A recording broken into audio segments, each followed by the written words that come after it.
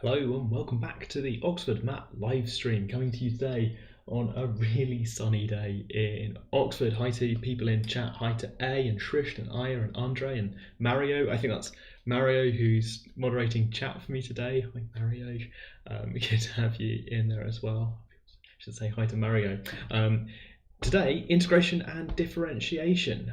So we're going to get to that in a second. Let's just check we've got people in the right place and I've remembered to unmute.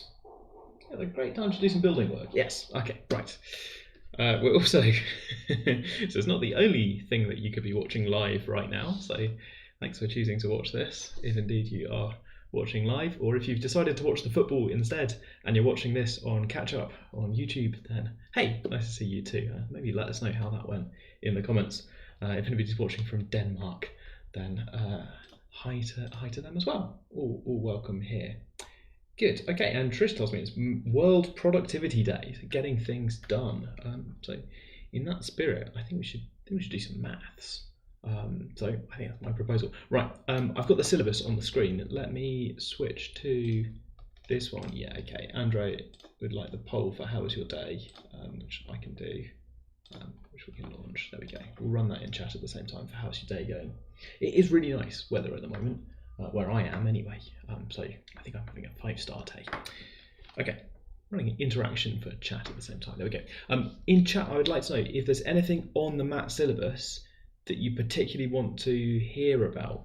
We've got these revision notes and this kind of description of stuff that's on the syllabus, but I don't want to waste time telling you how to differentiate a polynomial if you already know how to differentiate a polynomial and stuff like that.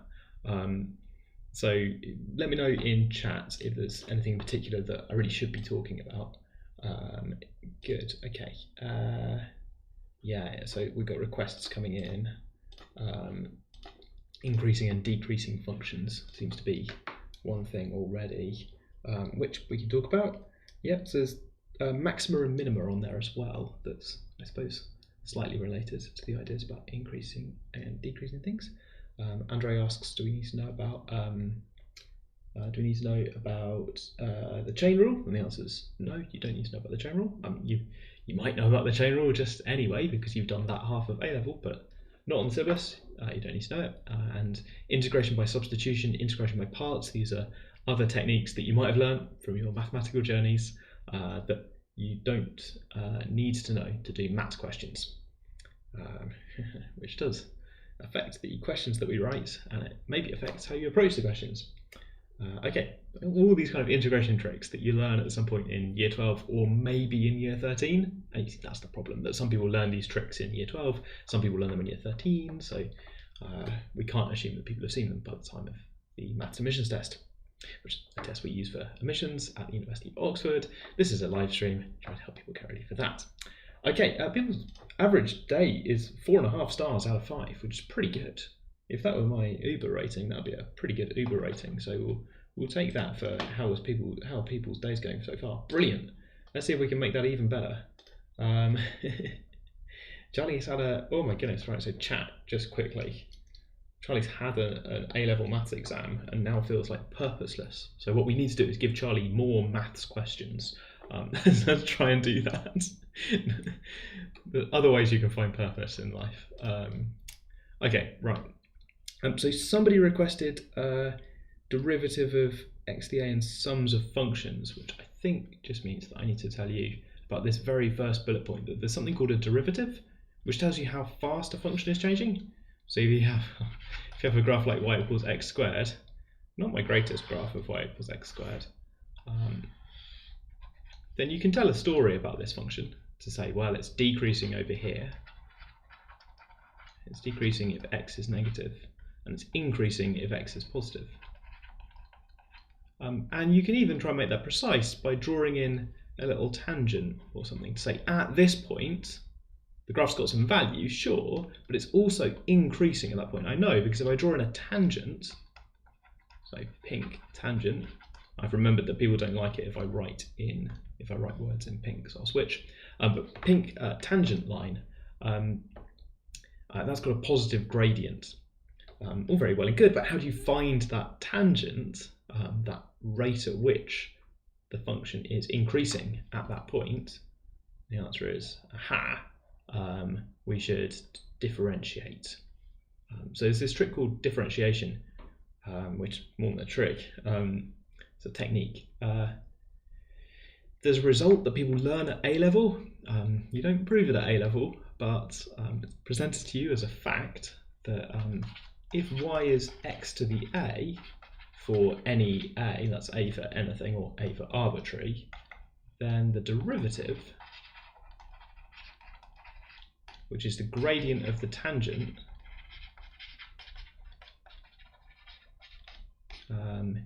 is ax to the a minus 1 in terms of x. It depends on x, right? Because we've got this story where for some values of x it might be decreasing and some values of x it might be increasing different amounts in different places. So this thing depends on x.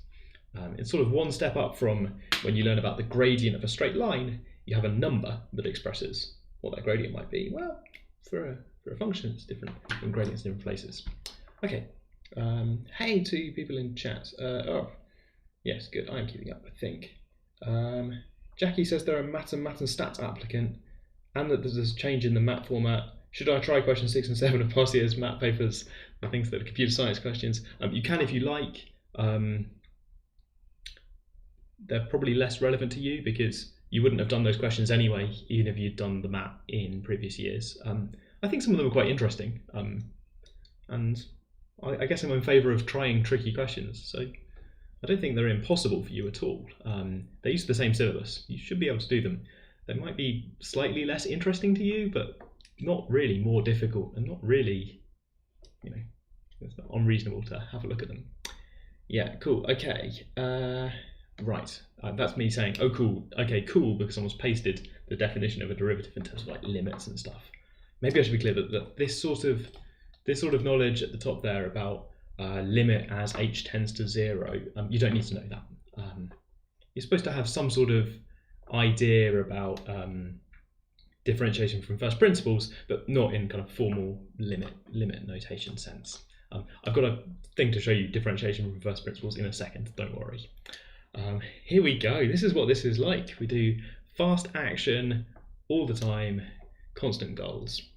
Do you need to explain all your steps in working to the long answer questions? Yes. So the long answer questions this year on the MAT are going to have these steps where you explain, these questions where you explain things, and that's the main thing that you're going to do is explaining things.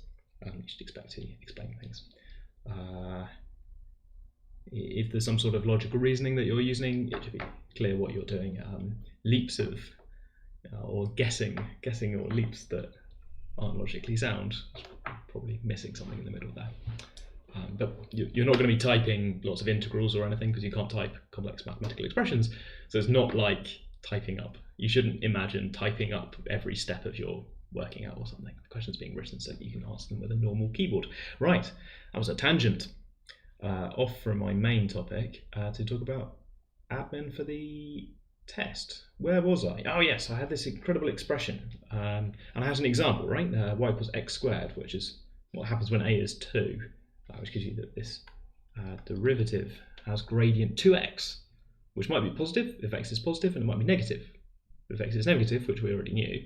But it's got this factor of 2 in here, which is sort of genuine information. It says a very precise thing about what the gradient is at different points.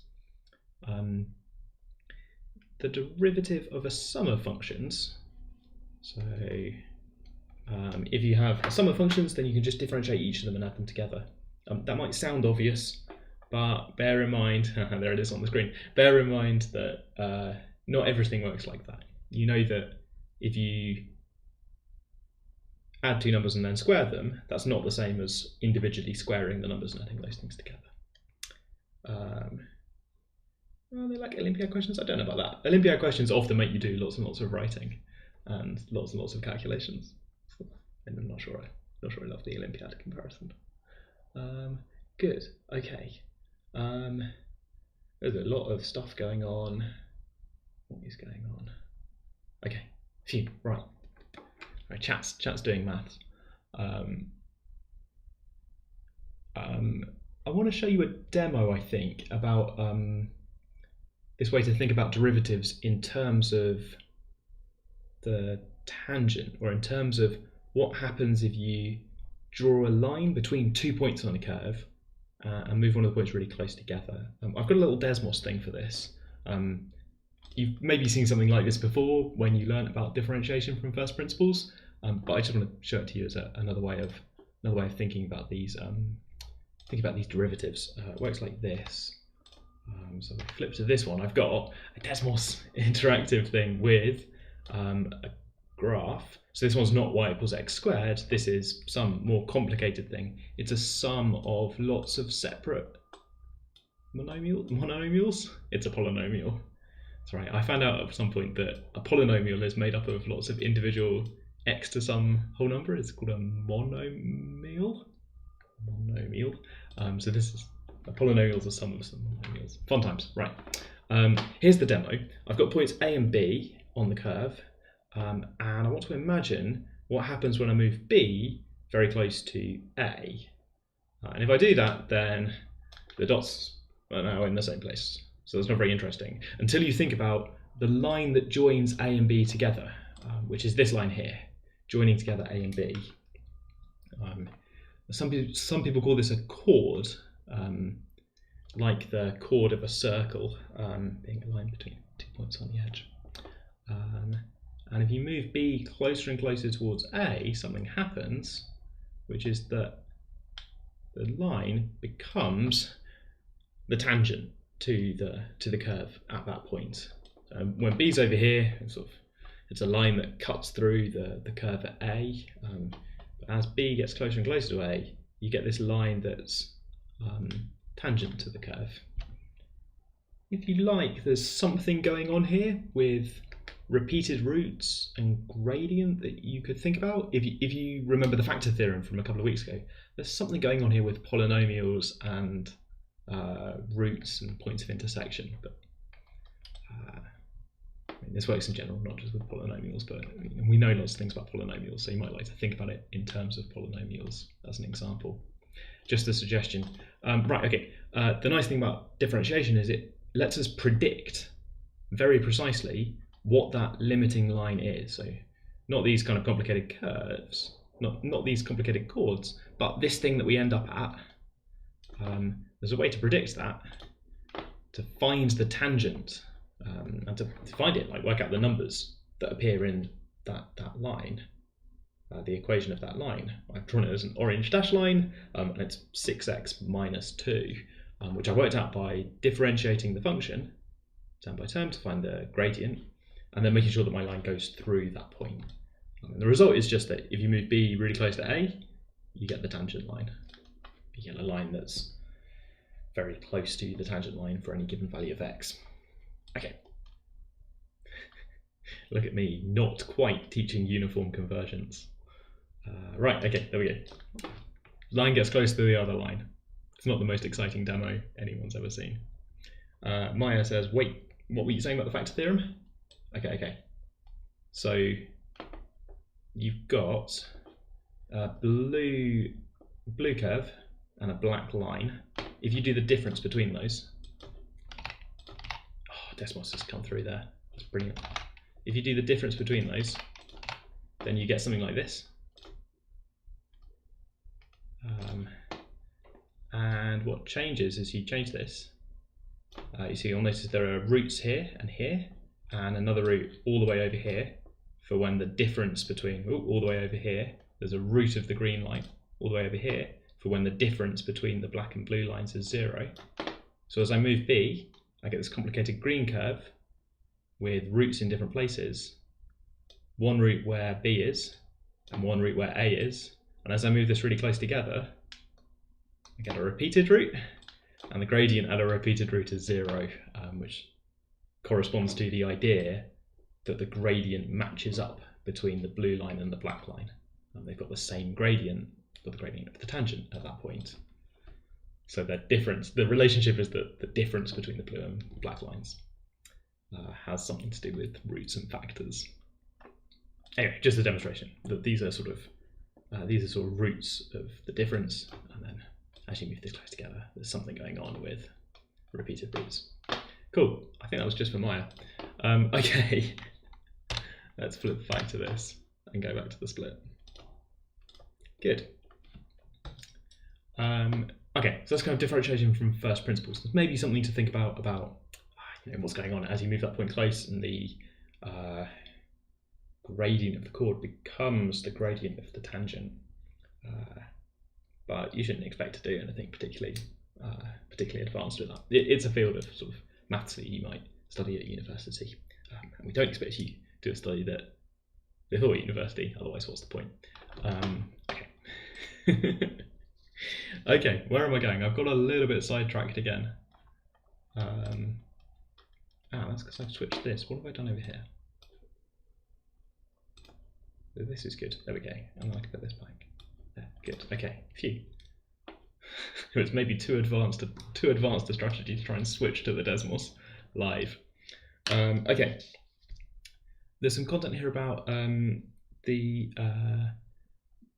tangents and normals, which I'm going to skip through quickly, I think. The normal is at right angles to the tangent, and it's this concept that once you know the tangent, you can work out loads of geometry stuff. So if you wanted a line that was at right angles to the tangent, but also went through that point, well, you could calculate that. There's this fact that if two lines are at right angles, then their gradients multiply to -1. It's quite a good fact. So a line with gradient 2x and a line with gradient -1/2 x are at right angles to each other where they meet, which is quite a good fact. And it lets you do lots of stuff to do with the normal. Okay. I've got some notes in the revision material about turning points and sort of technical difference between a stationary value and a turning point, but I'm sure you've already learned things like this when you've learned about differentiation. In practice, I found that people are kind of happy with doing derivatives twice. It's called the second derivative if you differentiate twice. It's got, in case you care, it's got something to do with the curvature of the graph. I sometimes say happy and sad for the way a graph curves, but I could do better by talking about the second derivative for how it curved. Is that fair? Yeah, there's something going on with the second derivative there, which you could think about doing the second derivative of some quadratics to see what happens there. Something I like to do when reading the revision material with you is to try and suggest things that you could be thinking about as well, to try and connect things together, or to do your own little examples of things to check your own understanding. It's quite a powerful tool, being able to see something and think, I'll try this out on some easy examples, like x squared on the board, and thinking about doing things with polynomials so that we can think about the factor theorem. It's quite a powerful technique that I'd like you to encourage you to have. Can I explain the geometric sense of the second derivative?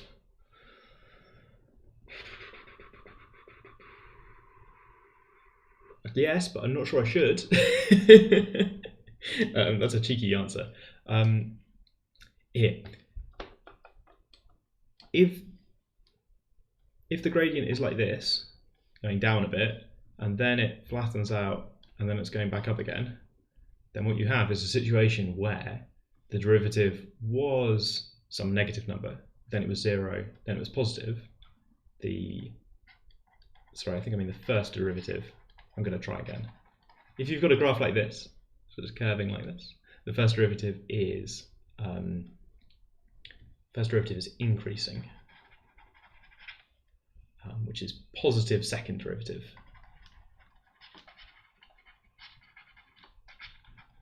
This is the thing to try and get your head around. I think I said it wrong out loud.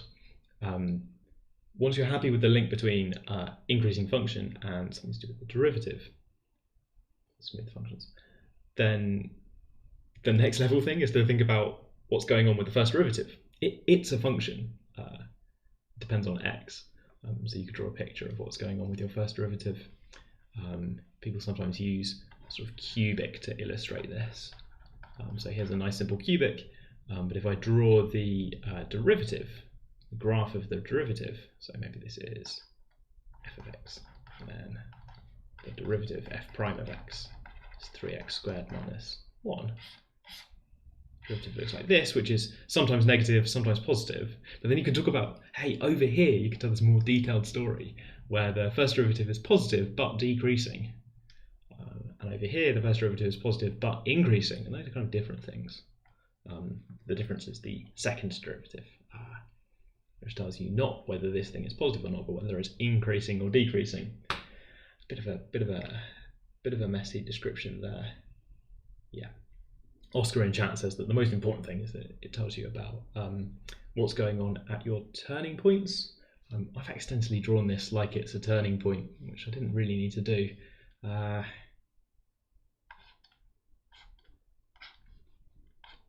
No, yep, still looks like a turning point. Surprisingly hard to draw a picture of something where the gradient is single-signed, but the gradient's sort of single-signed but clearly increasing. There we go, that's probably my best bet. Where the gradient is not a turning point. I haven't drawn a turning point. I've drawn something where the first derivative is increasing, which means the second derivative is positive. That's got something to do with this curvature. I'm putting curvature in quote marks because curvature has an actual definition that we're not going to do because it's not on here. Oh, good question in chat. What does local mean in local maxima, local minima? It means this. So if I zoom in on this graph here, then, oh, I've missed. If I zoom in on this graph here, then this point right here, it's a maxima in the sense that if you change the value of x a little bit, the function has a lower value on either side. But it's not an overall maximum, or what people might say is a global maximum of the function, because the function is way larger over here. So there's something going on where the point over here on the left has zero derivative, and it's the largest value that f takes over there, nearby, not the largest value it takes overall. So we call this a local maximum. Local maximum. You might like to try sketching some more functions. Sometimes it's the case that your local maximum really is a global maximum, like on some sort of unhappy quadratic, where the local maximum really might be the global maximum. But sometimes it's the case that your function goes up and down and up and down. And some of these are kind of local maxima, but not the overall global maximum. And then one of them really is the global maximum. I guess it could be shared if it's got more of these. There's lots of local minima in here. I guess I've drawn it. Anyway, all up and down. Local as in nearby. Mathematicians are quite interested in the difference between local properties and global properties. The thing we've taught you about checking whether the first derivative is zero and checking the second derivative at the point, those are local properties. You're just looking at very nearby. On my diagram, I'm moving that green point B really close to A and telling you about what happens when B is really close to A. That doesn't tell me anything about what happens if B is like far away or just somewhere else. So it's kind of local property. It's kind of looking really nearby. Sometimes I like to imagine that when we're talking about this kind of gradient stuff, we've zoomed right in. Mario's not going to let me zoom in any more than this. We've zoomed right in to just look really nearby and be like, oh yeah, it's a local maximum. I can tell because it's curving down like that, with no kind of consideration about whether it's a global maximum or not. There's a few cases that can happen, by the way. If you've got a function that's defined, let's say your function is just defined between 0 and 1. So your function looks something like this, maybe, let's say. There's a few cases that can happen, right? If you're interested in where the maximum of this function is, which is sometimes a kind of a thing that you need to do, maximum on the interval, or a maximum, let's get slightly clearer language, maximum for, sometimes you have maximum but with a restriction on which values of x you're allowed to look at. So there's different cases that can happen. I hope you can imagine what would happen if this curve looked slightly different. It might be the case that the overall global maximum, it might be at a local maximum, or it might be over here, or it might be over here. There's all these different cases. Okay. There was a question there briefly. Why is the second derivative here? The notation's all rubbish. The notation for second derivative is this. You're supposed to imagine, and it's not good notation, but you're supposed to imagine that this thing has happened twice to y. And so I guess it's kind of this, and then I guess it's kind of this. But this is not a good way to think about things. This is like not helpful. The notation is a bit of a mess, and history of mathematics would now tell you about the development of different notations for derivatives and how different notations caught on in different countries, and then there was a kind of international thing going on, but I'm trying to avoid the kind of England versus Europe narrative for this live stream. If you want that, I understand there's some kind of football match going on. Good, okay. How would you describe the shape of a curve like x to the 2n or x to the 2n minus 1 shaped curve? Not necessarily. Oh, x to the large even or odd numbers. Okay. So there's a challenging chat for us to try to describe the graph of this function, or describe the function x to the 2n, where n is a large number. That's a good challenge from chat. Thank you, chat. So when x is 0, I get 0. This is equal to x to the n squared. So I know it's always going to be bigger than or equal to 0, because whenever you square something, you get something that's bigger than or equal to 0. So I've drawn my axes. I guess I was already thinking this because I've drawn my axes with only a little bit down here. I don't need that side of the world. Okay, when x is 1, this is 1. When x is minus 1, this is 1. There's going to be some symmetry, I think. And if you've got something like 1/2 and you raise it to a huge power, that's 1/2 of a half of a half of a half of a half is tiny. So I think the graph's going to look like this. And then really steeply up through here, because 2 times 2 times 2 times 2 is really big. So there's kind of this big difference between numbers between 0 and 1. If you raise them to a large power, really tiny value, and numbers outside of that interval, if you raise them to a large power, massive. I had to think about that when I was learning about geometric progressions and geometric series, because there's a moment in that where you think about whether a particular term disappears or not. Yeah, it looks like the curve has right angles or something if you put this in Desmos, because these bits get really steep, and that is something to do with, so what would you say, the second derivative? No, that's not a true thing to say. Huh, that's kind of interesting. So you could try and talk about the derivatives of this function, right? Well, they're kind of all, I suppose if n is large, then here we go. So the derivative goes from being roughly 0 if x is slightly less than 1, because this thing is very, very close to 0. Even though it's multiplied by 2n, this thing, I can make it really, really tiny if I take x to be just slightly less than 1. That's not a formal argument, I'm just telling you a thing. But it's equal to 2n if x is equal to 1. So it changes from being almost 0 to being really large. Maybe I should do the second derivative. Nope, can't be bothered. Right, okay. Shrift in chat also asked about 2n minus 1, which has a sort of similar property but different symmetry. Yeah, this graph is really close to 0 for when x is between -1 and 1. Maybe my picture is not very convincing, and I do have Desmos open, so let's just Desmos away quickly. Maybe I can just do this here. Here we go. So if I do x to the 100, you get this kind of graph. That's not quite worked. X 100, if you haven't seen it before, here's x to the power of 100. Hey! So it's kind of almost 0 between -1 and 1, because small number to the power of 100 is smaller from smaller, smaller, small, small times small times small, very, very small. But then even slightly larger than 1, if you raise it to the power of 100, it gets really carried away. It's a really huge number.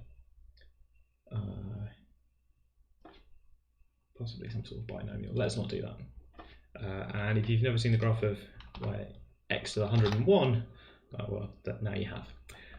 Okay. back to this, I think. This is fun.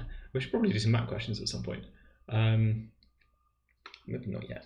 Here's the bit about increasing functions. I think for math, we're just going to look at the derivative.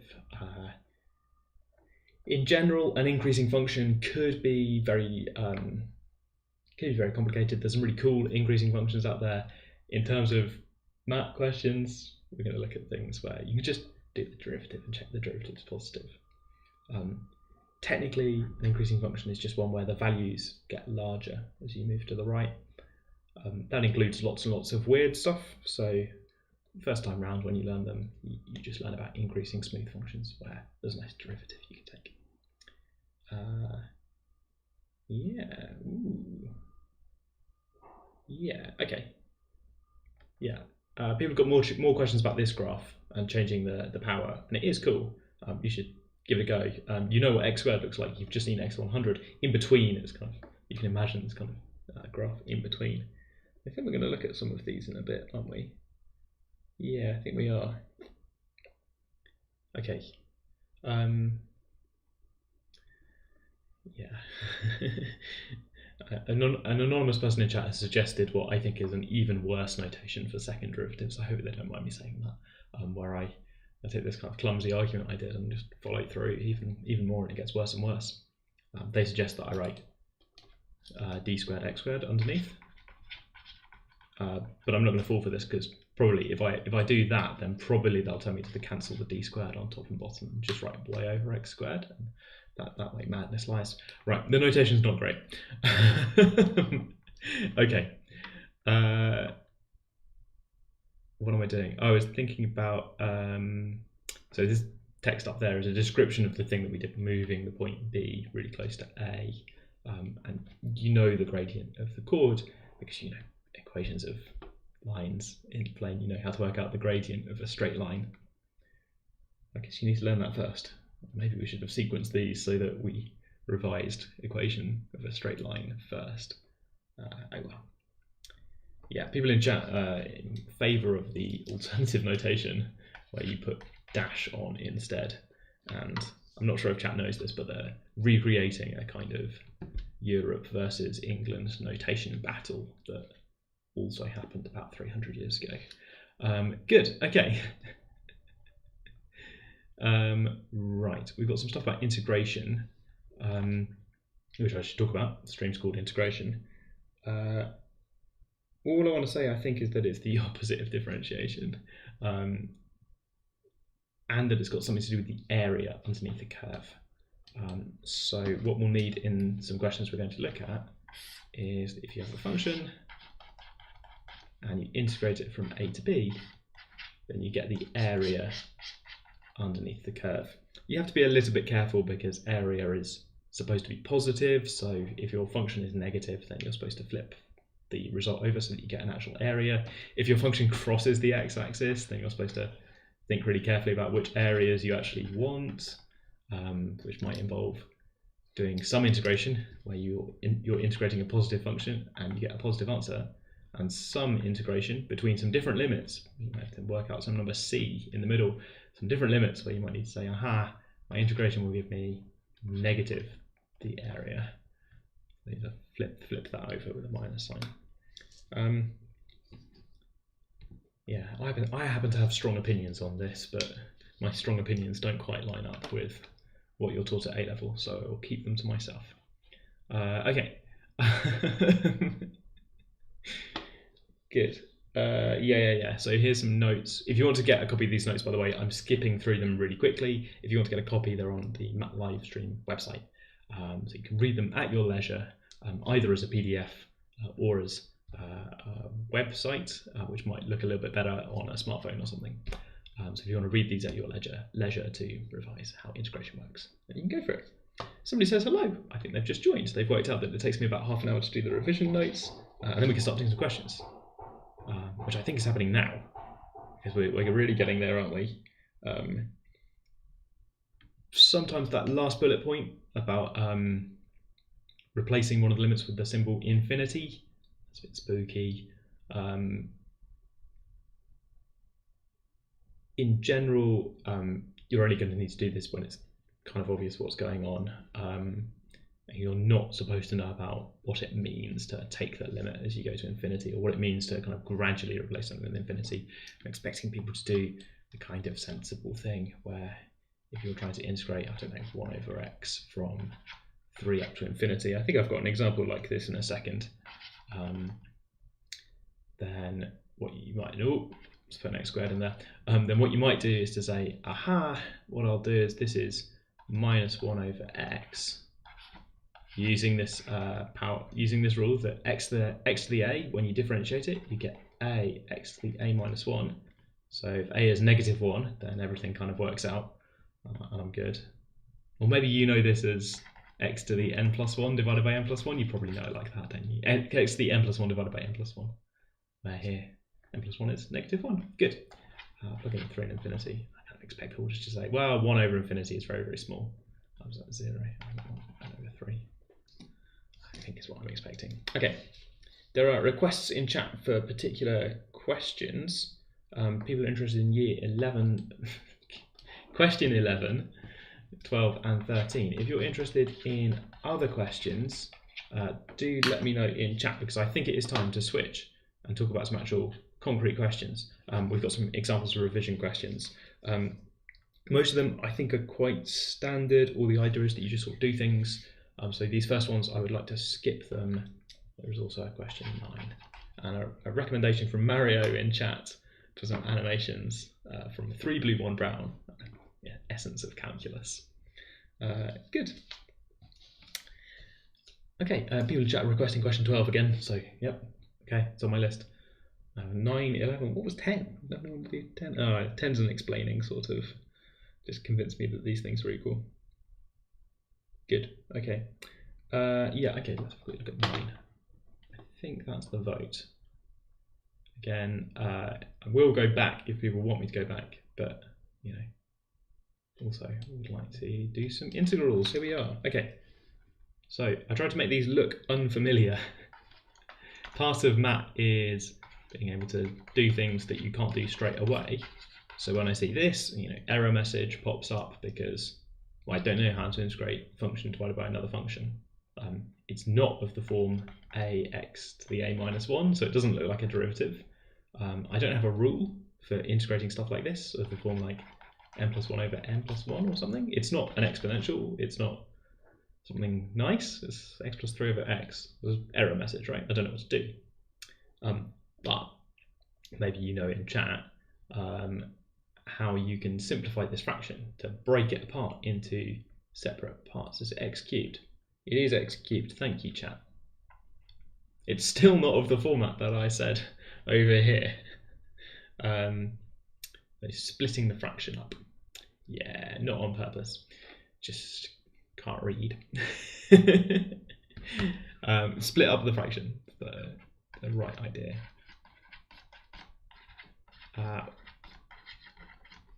Which is here so that I kind of want to give you the confidence that even if you don't recognize the thing immediately, it might be the case that by splitting it into smaller parts, you get things that you can integrate. I'm either going to write this as x to the minus 2, this is x to the minus 3, and now these do look like powers of x.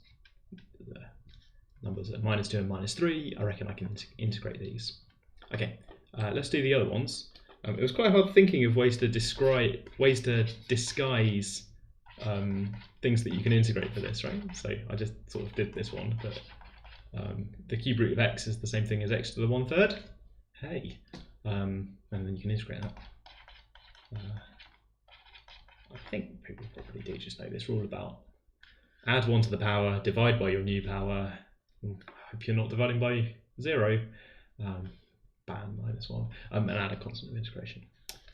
People want to do a substitution for the fourth one, which I think is unlikely. Unlikely to be.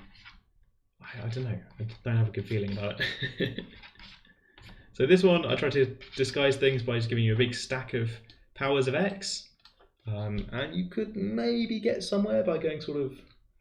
Oh, I was trying to replace the x squared with something else, but I don't think you need to, because this is just x to the power of 30 dx. And maybe what I'm doing here is to make it look like you need some sort of advanced multiple brackets, lots of powers string rule, where you might think, right, I should add 1 to each of the powers or something, and then divide by all of the new powers. But that's nonsense. That's not what's going on here at all. You should aim for kind of true things. So a suggestion about like the reverse chain rule, and I'm really not sure. Partly because, well, don't forget your d/x factor when you do the integration by substitution. But partly because I don't think you need to know the chain rule for this. People who were watching last week or the week before will remember we know loads of stuff about polynomials like this, right? You know this is just a binomial expansion that you could do on this, which is really not that bad. Because once you've expanded it, now it's just a sum of terms where you can integrate all of them by adding 1 to the power and dividing by the new power. That's constant. You just expand it. And I think that's much quicker. So there's a phrase which I want to just gently introduce. There's no gentle way to introduce this. The phrase is curse of knowledge. You can't gently tell someone about a curse, right? If you've learned some other kind of cool and interesting techniques, like integration by substitution, that's fantastic.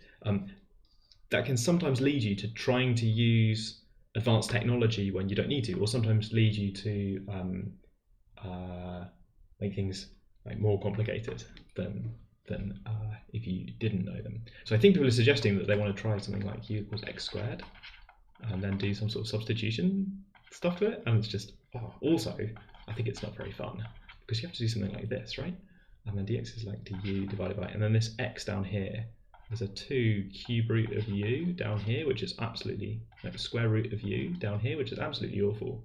And then you're faced with, maybe I should put the +1 in here as well. And then I've got u cubed and like root u. I mean, it's a lot of work, is what I'm saying. I guess it does turn down into a monomial. Still can't say monomial. It does turn into this, but yeah. Ugh, it's just a lot of work. I think I made it work though. Oh, reverse chain rule. Some people in chat are saying reverse chain rule. Some people are saying integration by substitution. Those are the same thing. Okay. Chats also had this conversation. I ruined things by reading it out. Okay.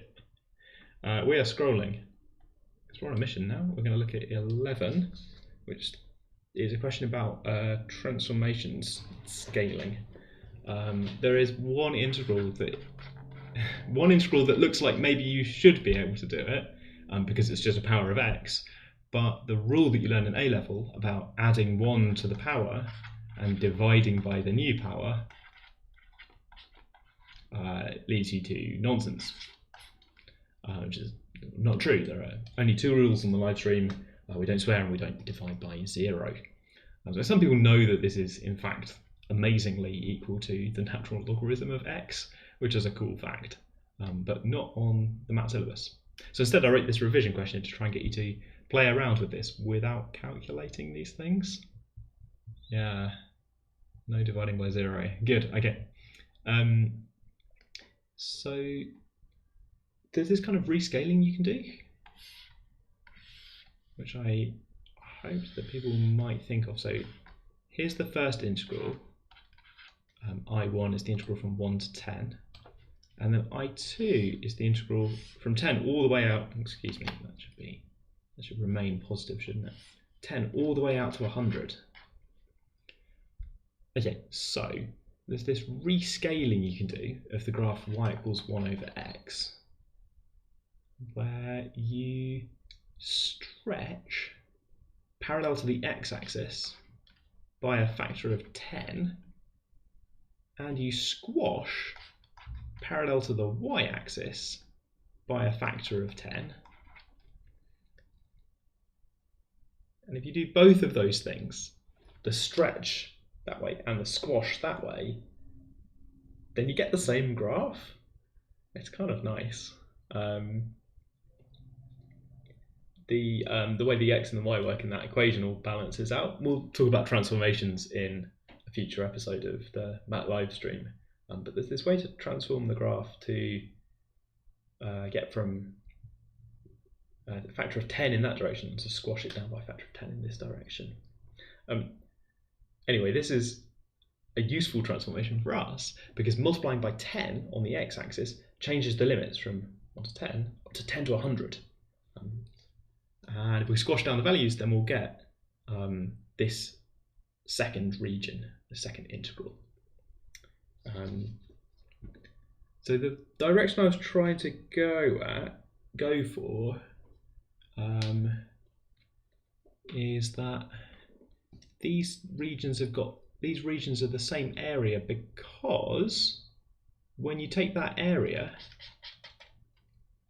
and if you stretch it by a factor of 10, well, now the area is 10 times as large, and then you squash it by a factor of 10, and now it's back to the same area it was before. So these two areas, they do not look it in my picture, but these two areas are the same. One of them is 10 times wider, but it's also been squashed by a factor of 10. You can maybe imagine, I don't know, if you had something like a blob of blue tack or something, and you squash it down, but it also squeezes out sideways. There's the same amount of blue tack there after you've squashed it. It's just squidged out sideways. So that's what I was getting at with the transformations on the revision thing. I'm not sure if anybody thought of that kind of combination of transformations. Maybe I should make it a bit more clear which transformations I'm thinking of. That kind of combination of a stretch and a squash that gives you the same area. And then the joke is that you could do that again. You could go out to 1000 over here. You go out to 1000, and that region is again the same area, and it's kind of almost the same shape. It's just 10 times wider and 10 times shorter, so same area. So if you keep going, then you can make this overall area as large as you like. So people in the chat talking about logarithms. Yeah, but Andre also says questions not really about this. Yeah. So area under graph of between 1 and 10 of fx is, well, hang on, so between 1 and 10, it's something to do with the integral. Year 10 kids brought in an f of x, and sorry, their username is year 10 kid. That's not me being dismissive of somebody. They self-identified as year 10 kid. Something like f of, I don't know what f they mean. Oh, maybe they mean 1 over x. Okay, not sure. I suppose something I could write is sort of if you write big F of x for the function that is the integral from 1 up to x of 1 over x dx. Now, don't tell anyone that's natural logarithm of x. That's kind of a secret as far as this question is concerned. Then I could ask you questions about this. I still want to mess around with the graph of 1 over x, I think. Okay, not sure this is one of my best revision questions. We're moving on. 12 is an all-time classic though, so I think we've got to talk about 12. There are a couple of requests for question 12, so I'm going to try and do this one properly. No messing around, no reviewing my own question while also answering my own question. Okay, so do you remember the thing about splitting the integrals? Sometimes, just occasionally, sometimes the opposite of that idea is a good idea. So before we had great success by splitting something apart because the numerator was a bit complicated, and you can just split fractions like that. You can split them apart on the numerator. Of course, you can't split fractions based on the denominator like that, right? You can't take 1 over 1 plus x squared and just break apart the 1 plus x squared into a 1 and an x squared. That's not how this works. But this question's got a kind of similar idea, right? So we need to do something that's legal, using rules of fractions that actually work, but also gives us a way to simplify.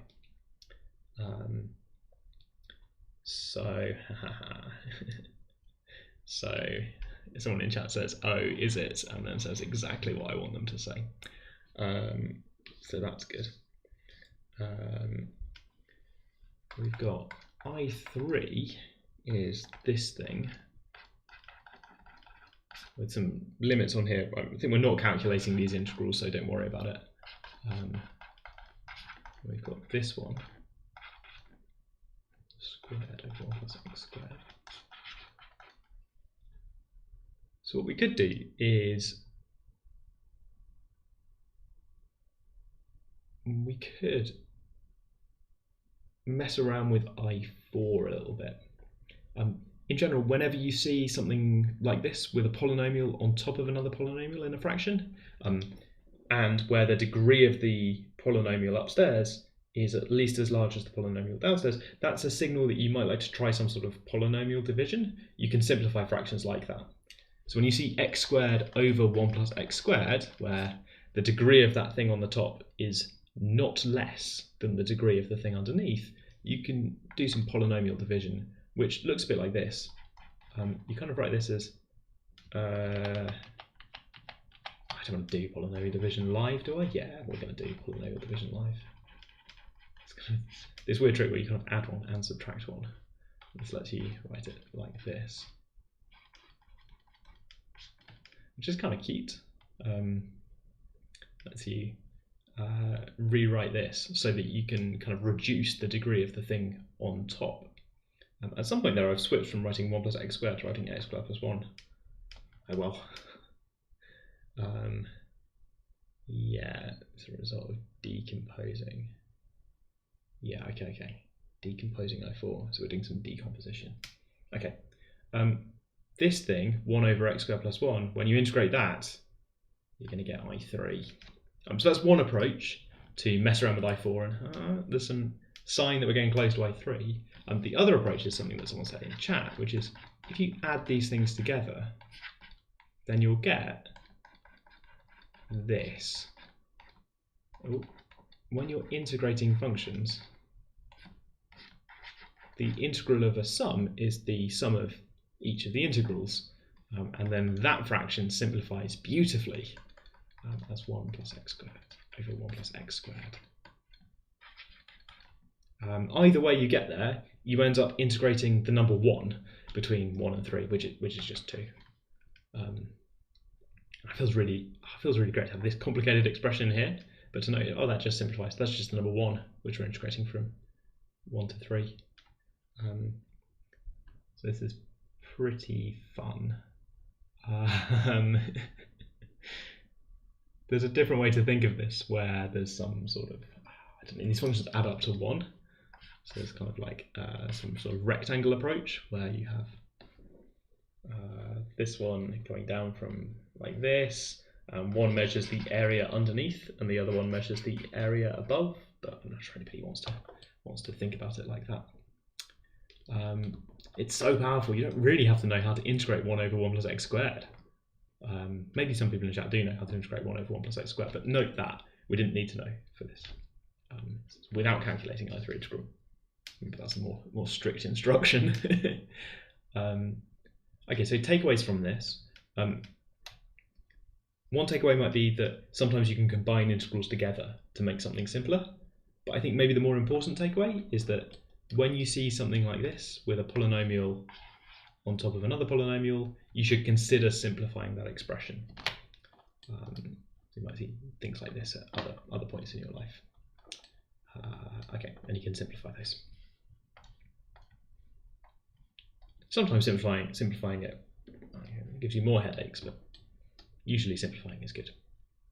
And then there's a question 13 to tell me something about x to the 4 over 1 plus x squared. And this time you should really have the kind of sense that you want to relate it to these things using smaller degree polynomials upstairs in the numerator. We've got x to the 4 divided by 1 plus x squared, which probably do some sort of polynomial division or simplification. I'm aware that I do polynomial division in quite a strange way. So maybe this is not like a great role model moment for for me, but I do polynomial division like this. I don't think you should copy me. I think you should do polynomial division however you're happy doing polynomial division. I have my own sort of semi-improvised method, which kind of works for me. Okay, what have I done? This thing is equal to x squared minus 1. You know, so for some things, everybody's got their own style of how they like to do things. And it's very hard to teach people. My style is kind of like you have a go at matching up the highest coefficients, and then you have some problem. So here I wrote down x squared because I wanted to make x to the 4 using stuff from the denominator. And that kind of works to start off with, but of course it's also going to give me a problem, this x cubed thing. So then I'm trying to solve the problem, and it's kind of, you always work down the degree of the polynomial. The coefficients get really messy and you have to do a bit of tidying up at the end. It's not the best method. Hi, Twaisha in chat. Good, okay, yeah. So this is like some number to integrate now. X cubed over 3 minus x between 1 up to 3. And then this thing here is just, we had a name for that, it's I3. So this new thing that we're calculating is something that we know about. Oh goodness me, what is that? 9 minus 3 is 6. Oh, I've got to allow for the fact that there's a 1/3 take away 1 down there. So what is that, 20/3 or something? 26/3, I was close. Aha. Why is it 26? 9, 3, 6, 7, take away 26/3, okay.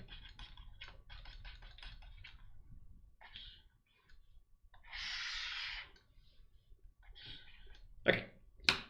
I got distracted by trying to actually do the numbers at the end there. Probably if you're playing along at home, you did that faster than me. Okay, so we've seen some tricks. We've seen tricks where even though we've got a pretty limited set of things that we can differentiate and integrate, because you know lots of things about polynomials and you know lots of things about simplifying expressions and completing the square, because you know loads of other things, you can use those skills at the same time as talking about integration. That's something that's very interesting to me, the ability to mix together two ideas that you have from polynomials and integration. Okay, right. That's supposed to be a big moment to also switch to talking about some math questions. I've got some. They talk about differentiation and integration. And I thought we would start by having a look at this one. I've got some options. I can't quite show you, but showing all the options at once. I think I'm going to have to let you have a look at the question. In general, if you'd like to get the questions in advance, they're posted a few days before the live stream. The question sheet appears at the MAT Livestream page.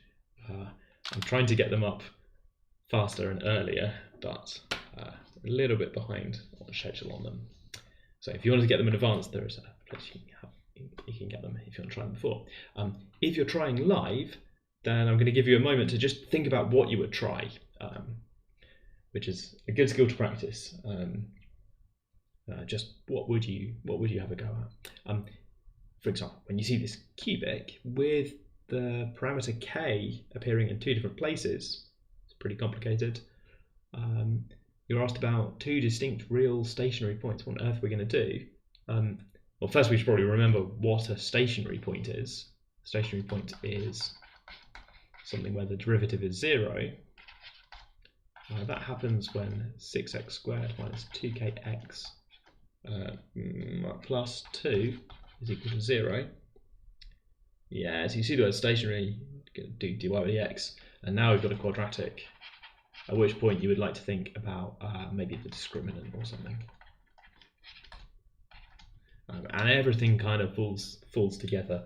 This is an example of a question where maybe you can't see all of those steps at once. You're not expected to see all of the steps at once. But if you're brave and you can take one step without knowing what's going to come next, then that's the best way I know of for getting unstuck on a problem, to just bravely take a step without knowing whether it's going to help you or not.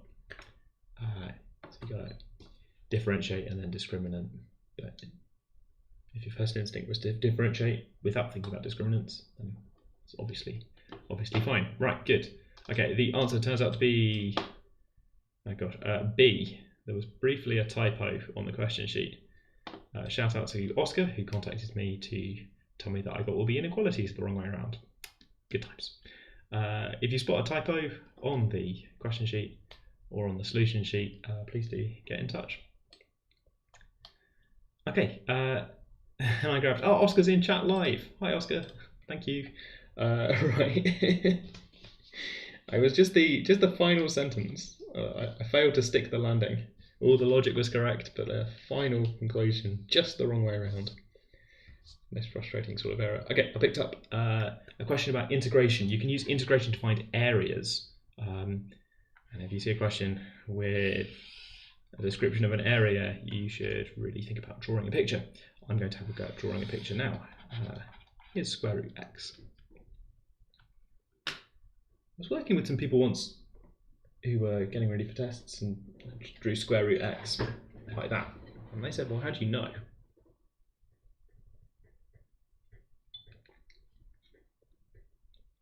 Which revealed to me that they hadn't drawn square root of x recently, because how could you forget a curve like this?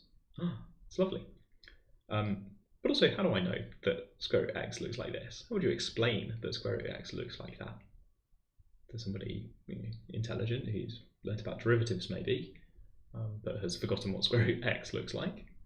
I guess I would talk about the value being positive by definition. I guess I'd talk about the way that's only defined for x positive. I guess I'd talk about the way the derivative is really large when x is close to 0. Chat is telling me to integrate. Ooh. And several people have told me that I should just have told them about it being y squared equals x, but on its side, and only half the graph is here, which I didn't consider at the time. Yeah, okay. On its side being the tricky bit where you have to say, well, we've swapped the letters over. That's not something everyone's happy with. But you're right. This is the same kind of fundamental shape as half a parabola. It's being reflected in the line y equals x. That transformation of a graph is not one of the ones that's on the MAT syllabus, so I think I'm not supposed to talk about it too much. But yeah, it's a really powerful one, reflecting in the line y equals x, being a switch between x and y. Yep, that's how inverse functions get their graphs. I said that like it was a just so story, how the elephant got its trunk, how the function got its inverse graph. What? Absolute nonsense. We've hit 6 o'clock. If you've been staring directly at a screen for the last hour, then remember to look away from the screen occasionally and drink water and remember that you're a human. Right, okay. And we've got suggestions. Yeah, suggestions from multiple people in chat about how I could get on with this question, including, I should draw the rest of it, right? That's hard because that graph is so nice already. And the x-axis. And the x-axis is very large. Part of the question is working out which bit of the x-axis is bounding my region. I think it is this bit, because I think the region that I want is this bit. Yeah, I think it's this bit. Hint, when somebody says that the region is bounded by, and then they list a bunch of graphs, they mean all of the graphs, usually. It'd be very unusual for someone to list, like, and also the line x equals 1,000,000. Well, the graph doesn't seem relevant. I mean, it's not part of the edge of this boundary. So you can do this in several different ways. A popular method is to just integrate square root x, because we know how to integrate square root x. It's x to the 1/2 in disguise. So we know how to integrate square root x. That doesn't quite give us what we want, because that will give us all the area under the curve, but we can fix it. We can subtract the area of this right angled triangle. Obviously, we'll need to work out where several points are. We'll need to work out what this is, where that is, where this is, where the origin is. Some of those are harder than others. We'll need to know where everything is, but then we can, essentially do the integral that we want to do, and then fix it so that we get the region that we want. And then take away 2 for the area of this triangle. So it's Maya in chat. Oscar's got a different way. I wonder if I can guess it. No, hang on. Oscar says, calculate two integrals and subtract them. Yeah. What could you do? Why can't you integrate square root x minus 2 from 0 to 4?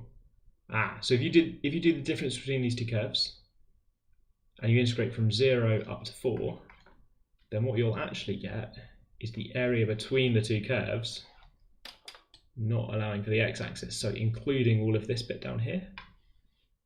I've drawn that straight line is not great. It's had a nasty accident in the middle. Really sorry. Let's see if I can fix that. Oh, no, not really. Like that. Can I just draw it better? Can I fix it by just...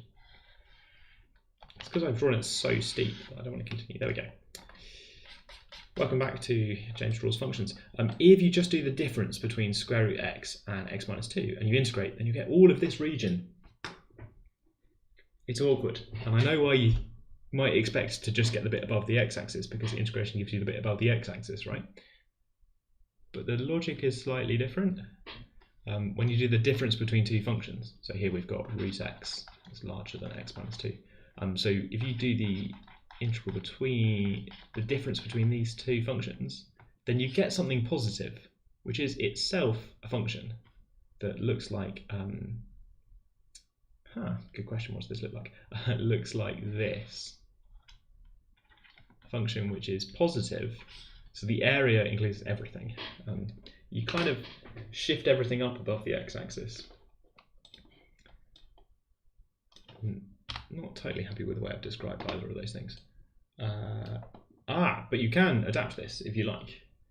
So a different way to do the question, if we don't want the area underneath here, a different way to do the question is to integrate just square root x from 0 up to 2 to get this first bit of area, which I'll shade pink or something. That's fine, that's square root x from 0 up to 2.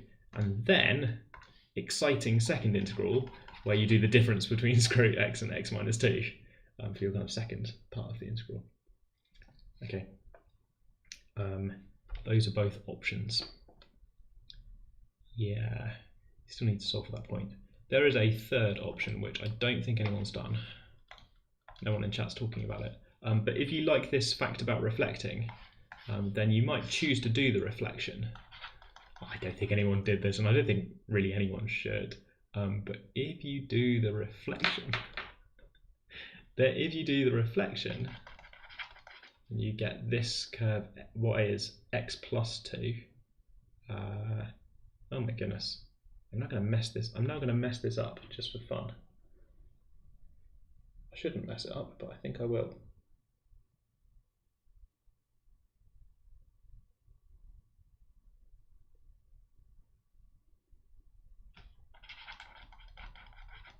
I should stop talking and just do the question normally. I don't think I'm drawing it right. There we go. That's another one of my terrible straight lines. But if you do a reflection, then it's much nicer, because everything's just between 0 and 2 or something. Oh, I've done that terribly.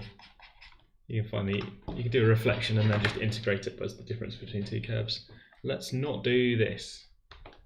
The anonymous person says that's what I did. Well done, anonymous person. I hope you did the transformation much more confidently than me.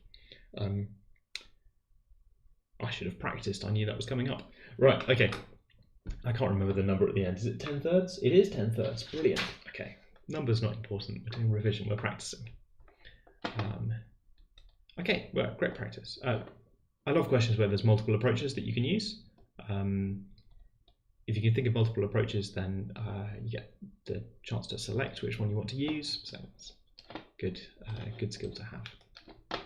A good thing to practice.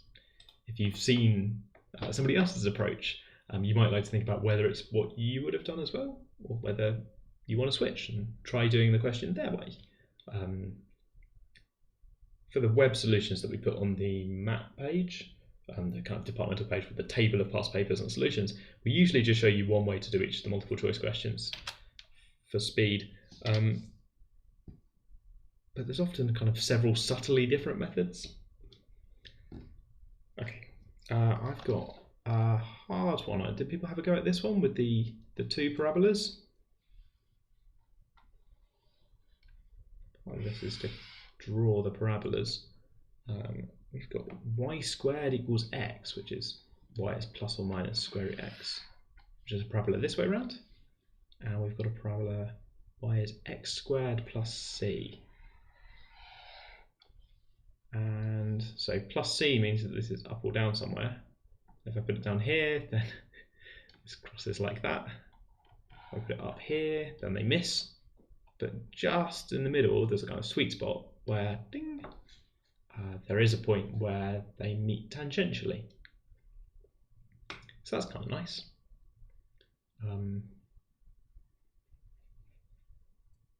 So challenge, can we work out what the right value of c is to get these two curves to meet tangentially?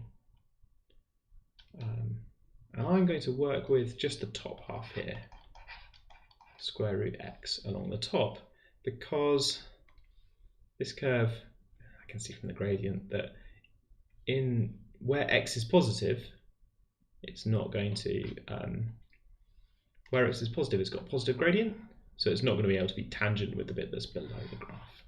I'm interested in this situation. Yep, here we go. So it's kind of delicate geometric description of things being tangents, so there's a point, meet tangentially, they touch at that point, but something you're trying to do as mathematicians is to convert that into equations, which I can see in chat. Yeah, the point where they meet should have the same gradient. And the equation with the gradient is not that bad. So differentiate this one, 2x plus nothing. Gradient of a constant function has got no gradient. That's not too bad. Technically this is the value of x at the point where they meet, but whatever. I think most people just for speed would write this. That's not too bad. You can solve that to find x. He says, then failing to do that. No, we're good, we're good. I think I've saved it. Minus 2/3. Oh, good. Okay, but I didn't want x, I wanted c. So I need a second fact.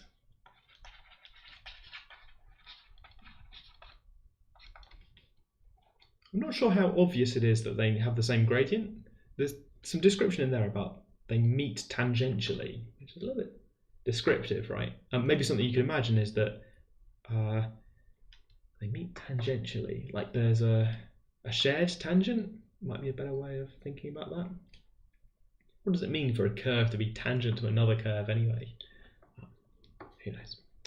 Well, they have the same gradient. Don't be vague, James. Right, good. Okay, we should also check they've got the same value. It's no good just having the same gradient.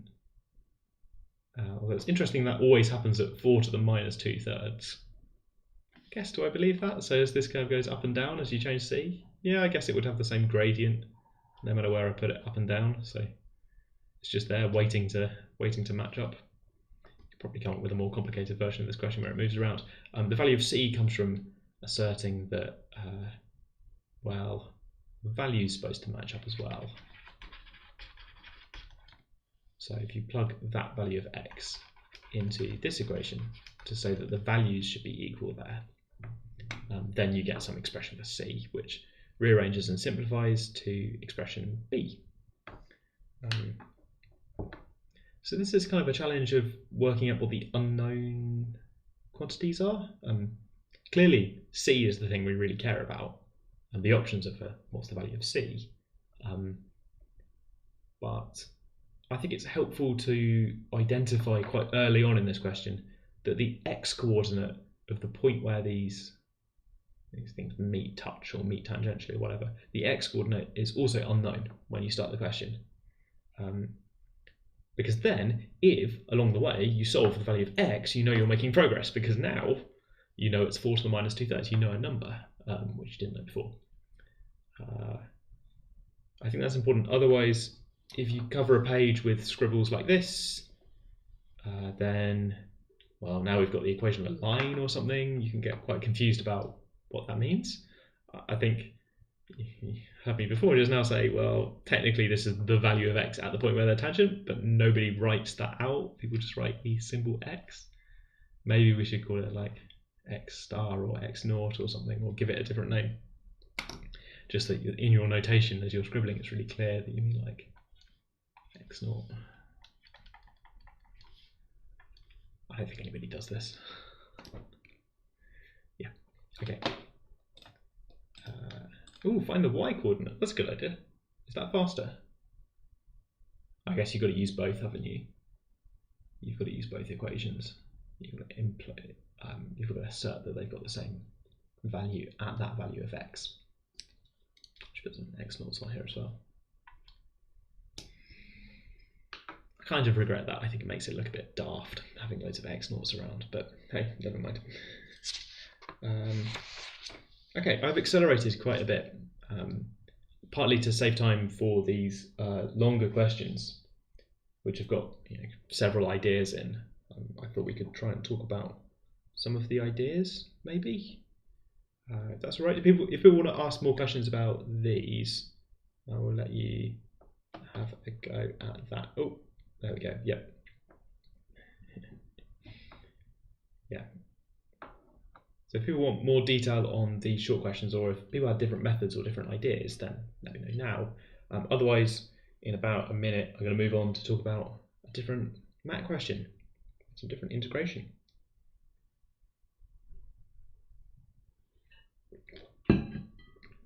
Okay, we've got a room of people quietly waiting for MAT questions to appear. So here's one. So this is MAT 2009 question 3. The bit that's interesting to me for the integration live stream is part 3 of this question. So there's a sketching part where you've got x to the 2 and minus 1. That's something chat asked me about earlier. But then minus 1 and then squared. So it's quite a lot of steps. Anyway, they ask us to sketch that when n is equal to 2, which I guess means, oh my goodness, that's x cubed minus 1 then squared. So think about how to sketch that. And then they ask about this large positive integer, which I guess might be related. Part 3 is the bit where we integrate. So I think my plan was to skip down to part 3. I'm kind of sensing that maybe, based on what we've previously talked about, people may be more interested in talking about parts 1 and 2. Okay, right. Let's try and put this together then. So when n is 2, we get something like this squared.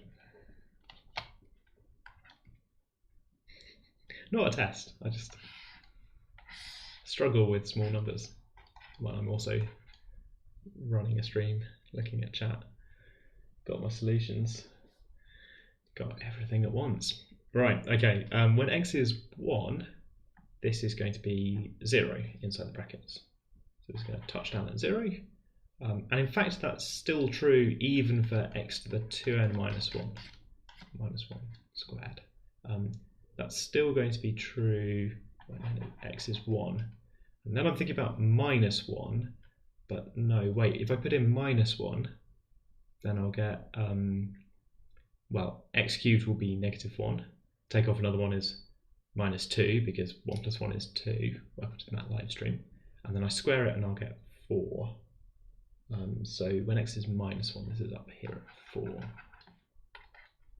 And actually, that's true, whatever the value of n is as well. Minus 1 to an odd power is minus minus minus minus minus minus minus minus dot dot dot minus minus minus. So minus 1 to an odd power is minus 1. Take off another one is minus 2. Squared is 4. So these kind of points are common to any value of n. I'll go through here. What's going on at 0? When x is 0, this is 1 squared is 1. And that's true as well. Sort of found 3 different points where this is the same in all cases. Let's not get carried away though. So x cubed minus 1 looks like, x cubed minus 1 looks like this. I might have drawn that a bit too sharp and definitely doesn't decrease. So I suppose when I square this, I'll get something that goes large over here, because I'm squaring a very negative number. So I put these two little dash marks up here. And then it's going to, I suppose, decrease through here. And then kind of dip down, but it's a square, so it's going to be positive. It can't go negative. It's going to do something like this. What do I think is going on at 1? Not sure. I guess I could multiply this out. Yeah, hang on. The thing that we said before about just multiplying this out holds. And then if I wanted to, I could find the derivative at 0. And in fact, the derivative is 0 at 0. I can differentiate this and plug in 0, no problem. So I should have drawn this moving more flat. Well, now I want to multiply out this one as well. So the 4n minus 2 minus 2x to the 2n minus 1 plus 1. And I think if n is a large number, so that this is not, x to the 1 or something. If we're not dealing with the case n equals 1, then this has got 0 derivative at x equals 0. Okay, so it's kind of general case then. Let's do a different colour. Different colour. It's always going to go through here. It's going to be extremely large over here and extremely large over here. Ah, do I mean that? So definitely extremely large over here. If I put in a number that's larger than 1, then I'll get something that's bigger than 1 by quite a large amount. Yeah, it's going to be huge. Okay. So after here, it's going to shoot off towards infinity really fast. And I suppose it's positive, but around here it's going to be 0 derivative. So really steep and then coming in. I think what I want to draw for this large power of, if n is a large number, sort of a bit like we saw with the x to the 100 or x to 101, to have it more of a sharp corner around here. I'm imagining that this thing kind of does this. So more or less, this function, x to the 2n minus 1, is going to be more or less minus 1 throughout the region minus 1 up to 1. And if that's the case, then when you square it, you're going to get more or less 1. There's just a weird bit over here where it's going to have to come down to 0 and then go back up to infinity as well. We'll have to kind of square off a bit. Okay. Not really the curve, not really the graph sketching live stream. Not really the artistic high of the graph sketching live stream that's coming up in the future. Okay, anyway, they ask for the integral, which, yeah, I reckon we can have a go at that. There's a suggestion in chat for what the integral is. Just to be clear, I'm going to integrate it not using something clever and trying to cheat my way through the square or something. I'm just going to integrate this form of it that's being multiplied out. So I want the integral from 0 to 1 of this thing. Now I got a little bit nervous about whether these things were 1 before. I'm also a bit nervous about whether they're minus 1, but no, that can't be minus 1 unless n is 0, and that can't be minus 1 unless n is something horrible like 3/4. Okay, we're probably fine. So that's going to be 4n minus 1 divided by 4n minus 1 minus 2x to the 2n over 2n plus 1. No, 1. Oh, I'm writing slightly off the bottom of the board. Sorry, there we go. And maybe something to practice, I suppose, is when you've got a polynomial like this with quite nice leading coefficients, being able to integrate that confidently and without making any mistakes is probably a good idea. Which is a funny thing for me to say if I've got that wrong.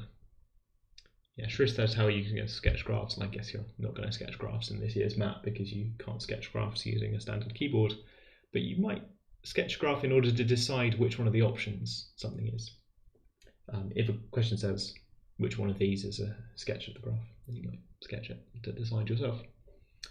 There will be some live streams on that.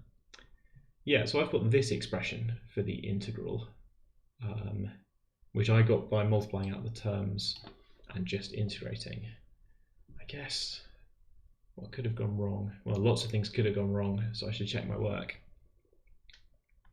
Do I believe this? Yeah, I guess I believe this. Do I agree with the thing in chat? Yes, because it's the same. Hooray. Okay, I've got an integral. That's part 3, anyway. I'm a bit nervous about this minus sign, but that came from multiplying out this square, didn't it? Yeah, okay. I've got some integral around here. Okay.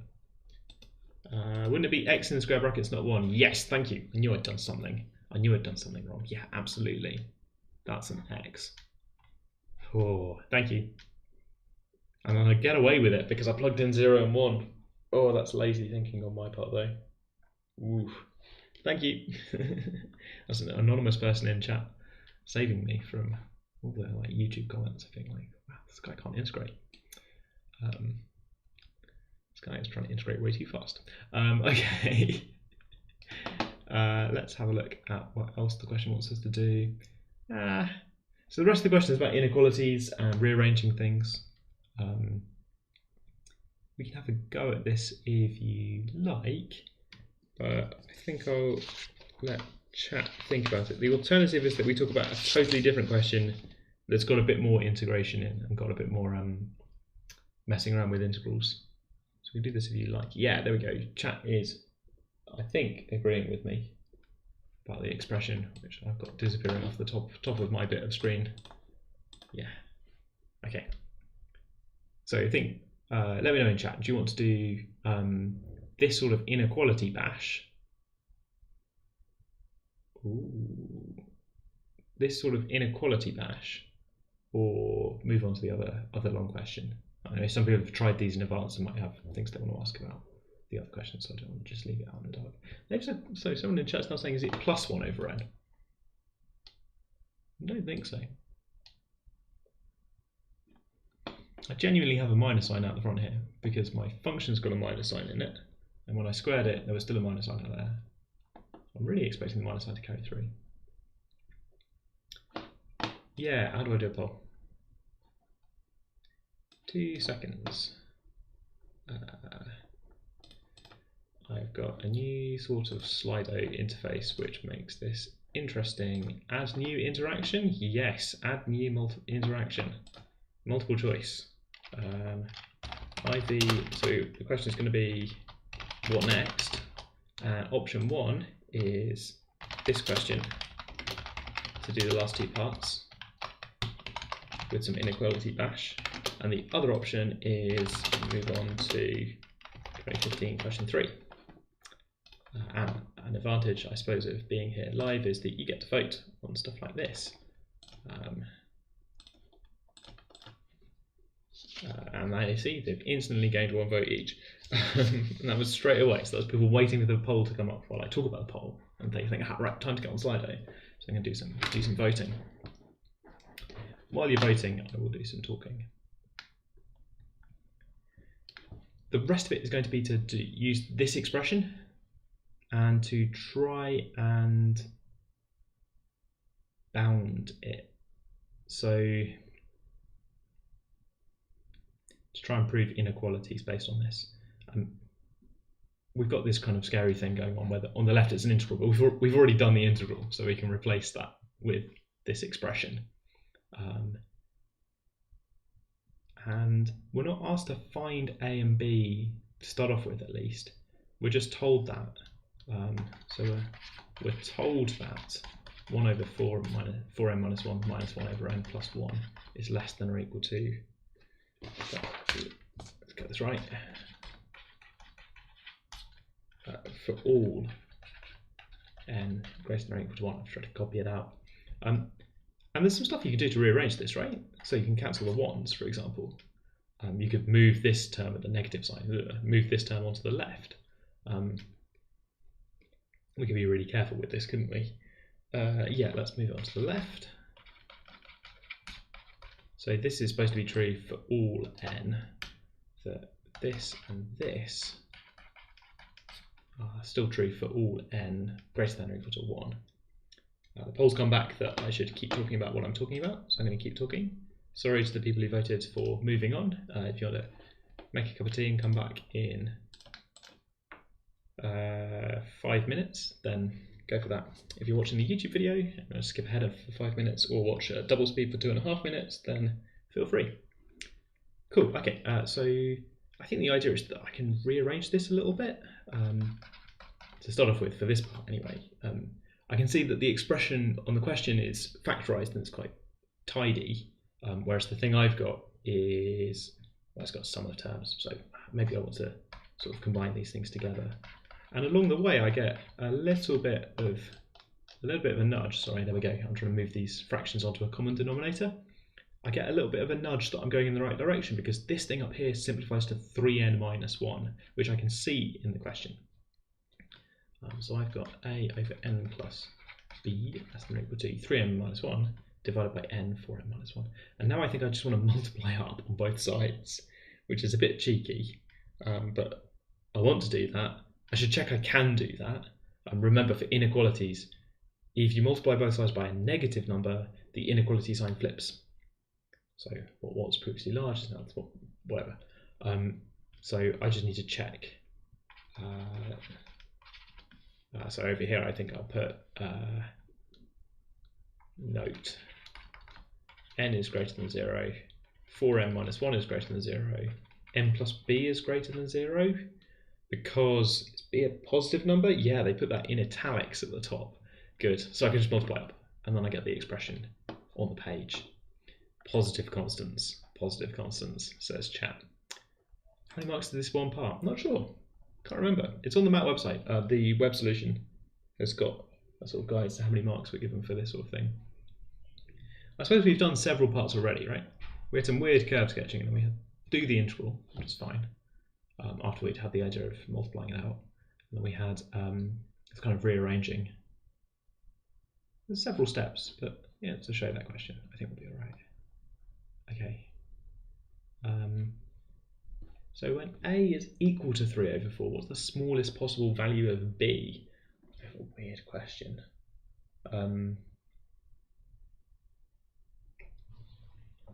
So this thing takes lots of different values for different values of n, and actually so does that. That takes lots of different values for different values of n.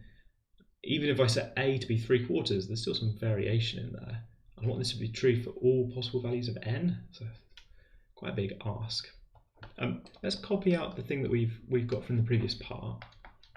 So we now know that, and then 3n minus 1 n plus b greater than or equal to 3/4 n 4n minus 1 on the right. Oh, I haven't explained why a is less than or equal to 3/4. Maybe I'll do that now. It's very related. It's all related, so I can kind of do both at the same time. We want this to be true for all n, with some restriction about n being a positive whole number. And it's not obvious that that's true at all, right? But on the left I've got some expression of n that varies, and on the right I've got some expression of n that varies. Key insight, these are both quadratic functions of n.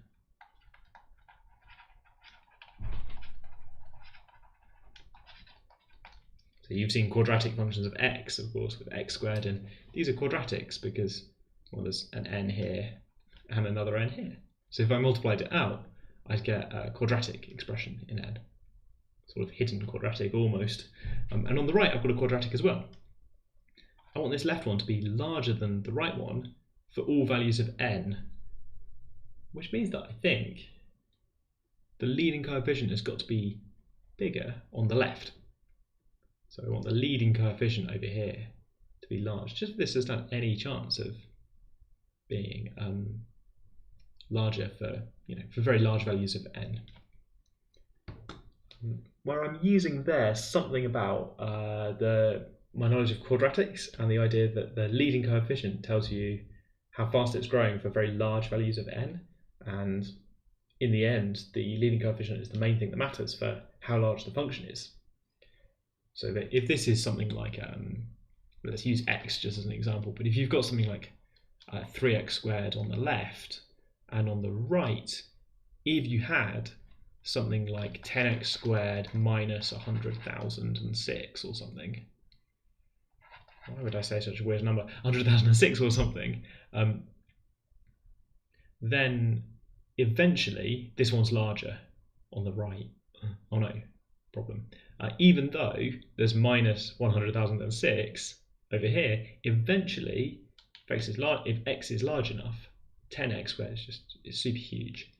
And in particular, that's also larger than 3x squared. So the only way for this to be true for all n is if that leading coefficient is consistent. Okay. Oh, have I missed questions? No, I'm good. Okay. Anyway, same idea. We still want this to be true for all values of n. So if that leading coefficient is exactly 3/4, well, sorry, if a is 3/4, then the leading coefficient of that quadratic over there, this is 3n squared minus 3/4 n. And over here, 3n squared plus 3bn minus n minus b. Ugh. So you see, if this one on the right hand side had a larger number here, then I don't think it's true for all n. I think eventually that one's larger. If a is equal to 3/4, then you're pushing it, because now they've got the same leading coefficient. And if that's the case, then we can say some more stuff. So we still want this for all n greater than or equal to 1. But now I can cancel 3n squared from both sides. There, really pushing it. Those leading terms are equal. And now we turn our scrutiny, turn our gaze to that thing with b out the front. And we are going to look at this. I've gone slightly over the time that I said I would. Never mind. Sorry, people at double speed. Yeah, now I've panicked. Now I've panicked. Okay.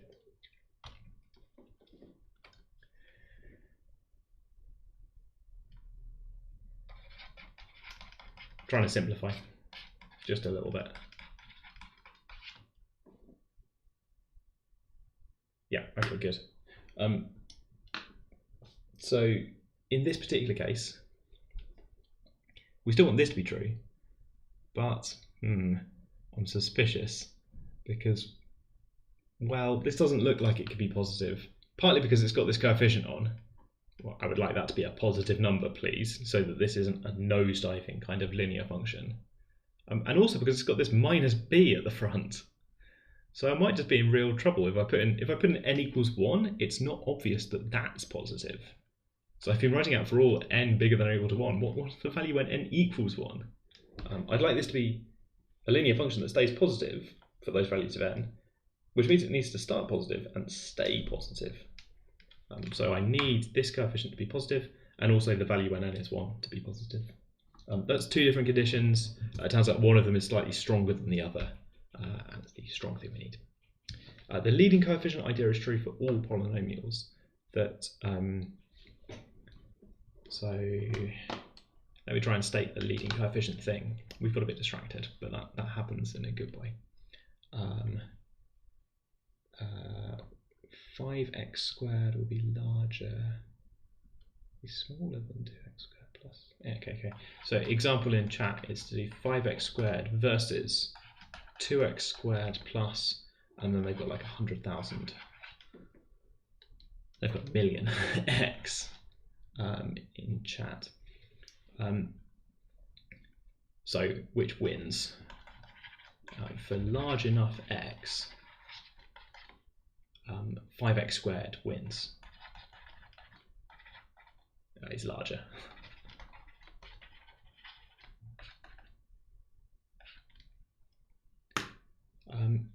We can even work out how large x needs to be for that to happen.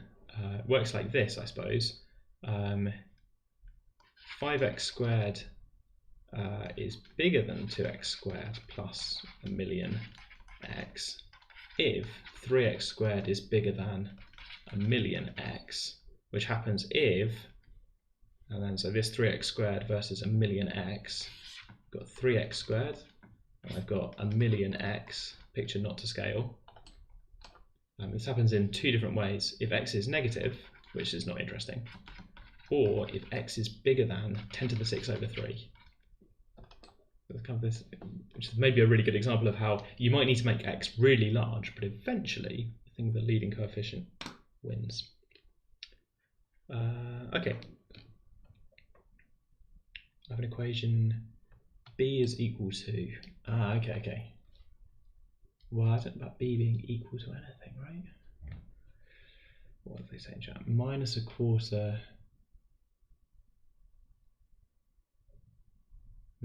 So somebody in chat tells me that they've got an equation b equals and then some stuff. I think it's quite important that you have an inequality in there, because going back up to the top, we don't want the integral to be equal to the expression, really. We want it to be less than or equal to for all n. So I think it's quite important that I've got this in here. I guess what I could say is that, oh goodness me, let's try and rearrange this for b or something. And what could I say? Quarter n? Still think I've got a quarter n. And I'm a bit stressed about dividing by this 3n minus 1. Yeah, I'm not sure this is super helpful, because now you've got to think about whether this thing is increasing or decreasing. Yeah, I don't love it. B less than or equal to. Right, okay, you've got a value of b less than or equal to. I think it probably won't be greater than or equal to. Yeah, okay. Probably be greater than or equal to, and then some complicated expression. So, okay, I think I know what they're doing. Somebody in chat has rearranged this expression for b very carefully, because you might be dividing by 3n minus 1, which is fine. 3n minus 1 is positive. I shouldn't stress too much. Rearrange this for b, and if you do that, then you get some expression. But that expression has a minimum value. As you change n, b has got to be less than all of the values of this function, including less than its minimum value. Okay, as you change n, you want this to be true all the time. So if your rule is something like, I really should have another go at dividing this.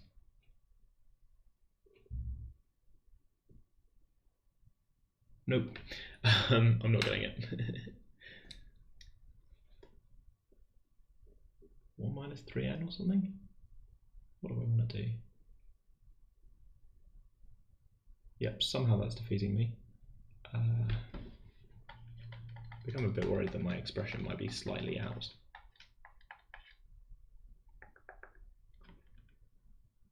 Yeah, I want b to be large. Have I messed up some brackets somewhere? Maybe not. Somebody in chat says if you make n equals 1, then you get the smallest value of b. And that's not immediately obvious, is it? I think that's the thing where, depending on how this rearranging works, it could be the case that this relationship is really, it could be a really complicated relationship between n and b. Maybe you can see right through that, and you know that putting in the smallest value of n gives you the smallest value of b, but, and maybe if you look back up there, and think, I reckon when n equals 1, it's getting really close. Those two things are pretty similar. So if I can make b work when n is 1, then it will work for all other values of n, but I'm not sure. So I like thinking of this as a linear function in n, because then I can think about how this might be an increasing function of n or a decreasing function of n. Will that make them minus 1 insignificant? To look at the ends.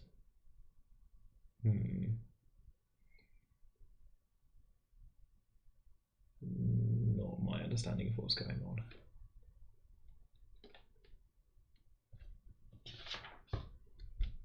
The final answer is that b is supposed to be greater than or equal to 8, 1 over 8.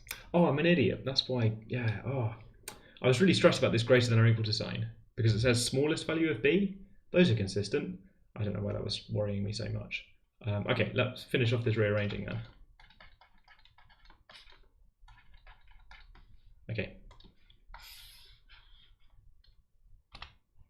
So we want this to be true for all values of n. If we don't worry too much about 1/3, we're just going to put positive values of n in. We want it to be true when n is 1, when n is 2, when n is 3, and so on. It's not actually obvious whether putting in small values of n or large values of n will give us a stricter rule. But you can check that if you put in n equals 1, then this thing takes the value of 1/8. If you put in n equals 2, then this gives you 1/2 divided by, oh gosh, 1/2 divided by 5 is 1/10. Right, so we want to think about what the greatest value of this function is. And then after a while you spot perhaps, oh no, I'm writing off the edge of the screen again. Perhaps after a while you spot that this is another example where we've got a function on the top and a function on the bottom, and they've got the same degree, so we can simplify this. So this expression over here is actually equal to something simpler. Goodness me, so that's like 1/12 if it said 1/4 n minus 1/12 over here. So then I should add back in 1/12, 3n minus 1. And I think at this point it revealed that this is sort of 1/12 plus a bit, but this is a decreasing function. It's a translation and a scaling of the 1/x graph, which is a decreasing function. So it shows you that this thing on the right hand side is decreasing. So if b is larger than the first value, then it's larger than all the following values. I worked one out so I could see it was, well, it's consistent with the idea that it's decreasing. Okay, I really am going to move on because I've talked about that for longer than I thought I would. Sorry, people. I thought I could do the call of it'll be 5 minutes. It was not 5 minutes, chat. So anyway, here's a longer question. Who are you going to get past all that? I modified this one mostly to get it to fit on one page. It's about approximations, sort of. So there are these definitions at the top about the absolute value of the difference between two functions. Important facts. If the difference between f and g is never more than 1 part in 100 between 0 and 1/2, then we say that's a good approximation. And if 1/320 instead of 1/100, then even better, we say an excellent approximation. The question gets you to do some examples with that. Let's talk about how well sine is bounded. So if you take the graph y equals x and you add some little sine wiggles, then don't worry, it's still a great approximation because those things don't differ by more than 1/400.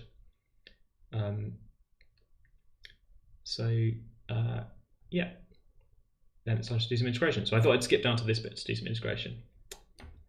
Miles is in the chat. Hi, Miles. Miles was on Maths Club this year. Good. Okay.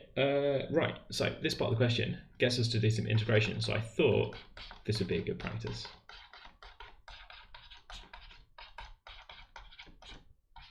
So there's the expression, and there's a definition of g. We're asked to show that f is an excellent approximation to g, which is really hard to do, I think, unless we calculate g. So g is 1 plus the integral from 0 to x, f of x.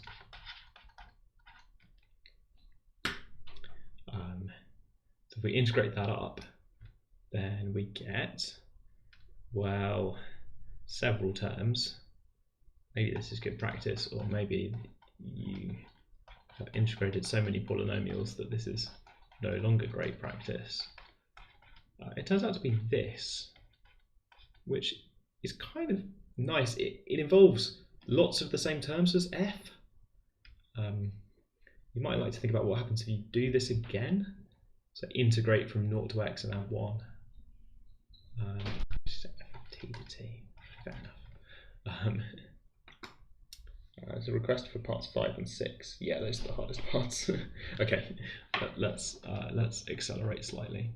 Okay, you might like to think about running this again to define like h of x was being 1 plus the integral from 0 to x of g of t, but they don't do that. They define h to be something totally different. Oh, by the way, sorry, this is an excellent approximation because then the difference is just this term, and this term is really small. if x is between 0 and 1/2, then this really can't be much more than a tiny fraction.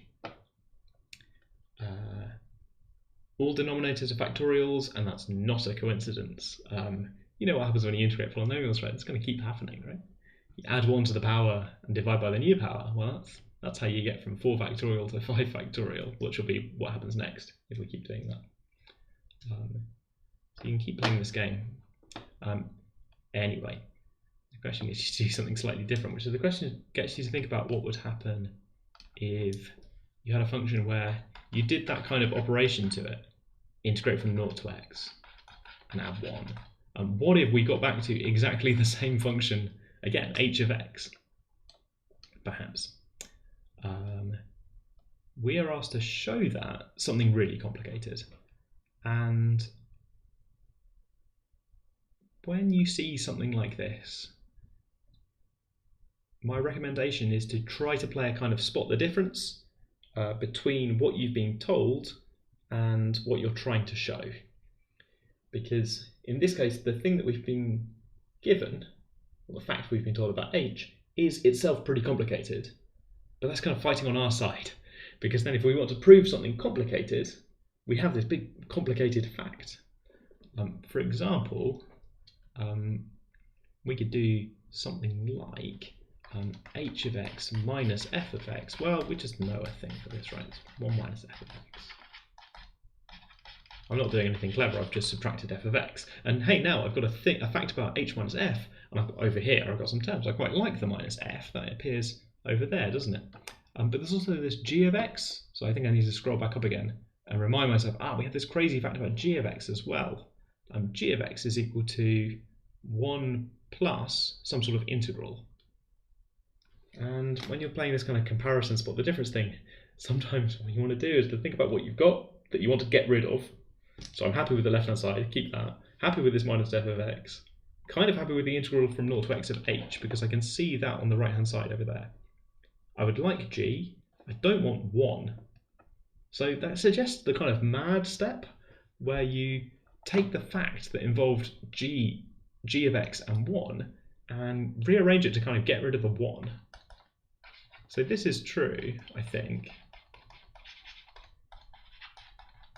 from before, that 1 is equal to integral of f of t minus g of x.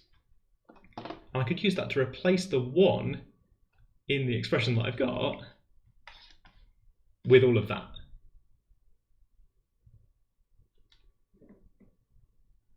Plus or minus signs.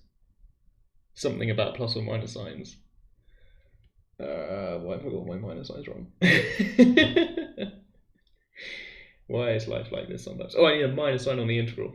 I've not rearranged correctly. Chat is going to tell me in a second that I've not rearranged the thing correctly.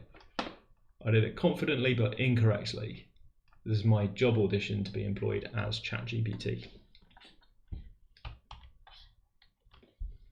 was so confident though, wasn't it? I really sounded like I knew what I was talking about. Wow. Yeah, this is g of x. Right, let's dispel that illusion. So g of x minus this integral is the number 1 from before. Notice also that I can spot that I made a mistake, sometimes on my own, because I realised that I didn't get to the line I was looking for. Good. Okay, so that's a way to replace the number 1, which I don't want, with some stuff that I think I do want, because the thing I'm aiming for has f's and h's in as well. Charlie has refound purpose. Hooray! Excellent. Maybe your purpose is to prove really complicated expressions like this one, which I think I've now got, because the integrals combined together, the 1's gone away, and I've got a g of x now. Okay, good. Last 2 parts which somebody requested in chat, so let's do some top tips for those. We're asked about something almost completely separate. For speed, I'm going to give this thing a name. I'm going to call it big F. So that's got a maximum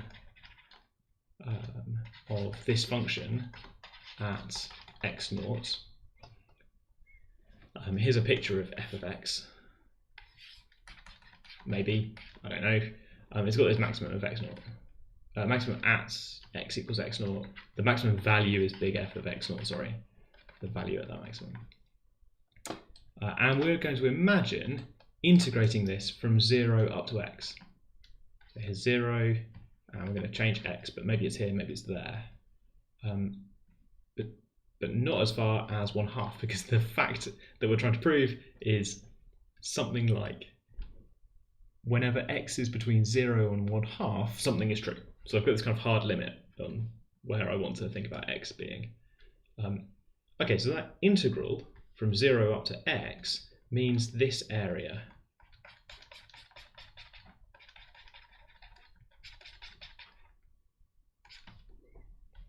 Okay. The key idea is that that integral, that area, is less than we would get if we integrated the max value of the function from 0 up to x. This function's not taking its maximum value everywhere, perhaps.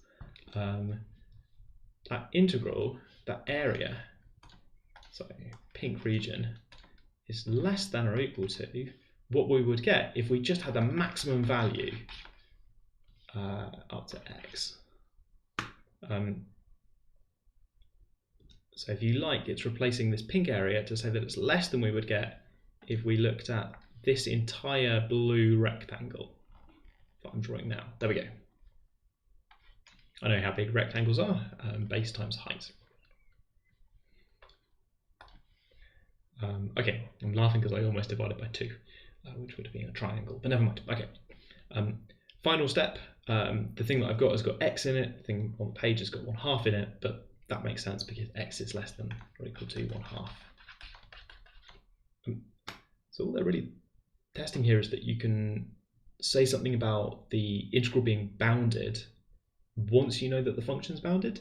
The tricky thing is that the function's got a complicated name. It's h of t minus f of t. And the maximum of that function is, well, h of x naught minus f of x naught. But they don't say that. You have to kind of infer that from the information that x equals x naught is where the maximum happens, and that f of x naught is the maximum value. So that's tricky.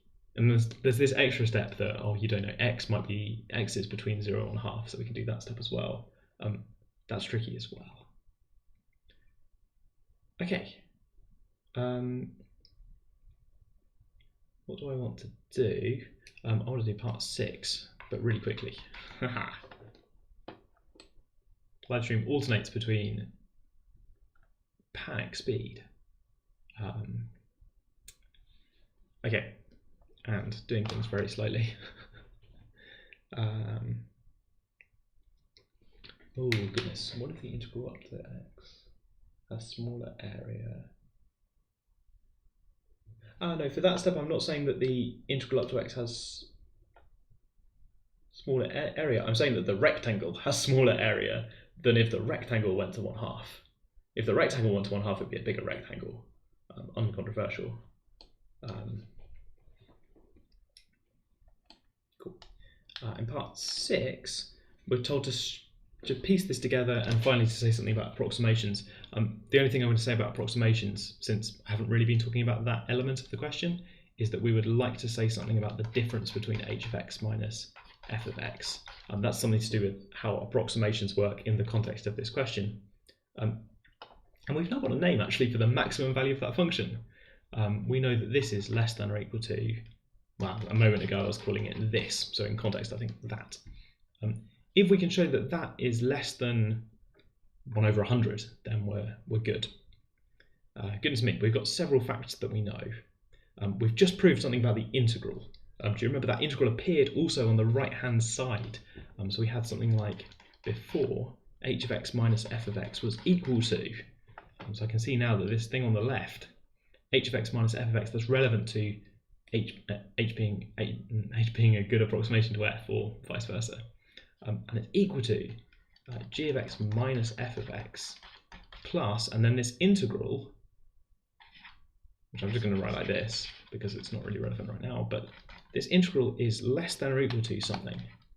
It's less than or equal to g of x minus f of x plus, and then we've just discussed how this is it's kind of half that maximum value, which I seem to be calling large f again.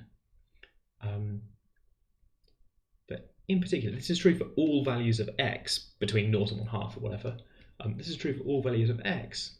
And for a while it kind of tells you, well, so you know the difference between g and f from before, and then you add on a little bit, so maybe that makes it worse, and that affects all of these things.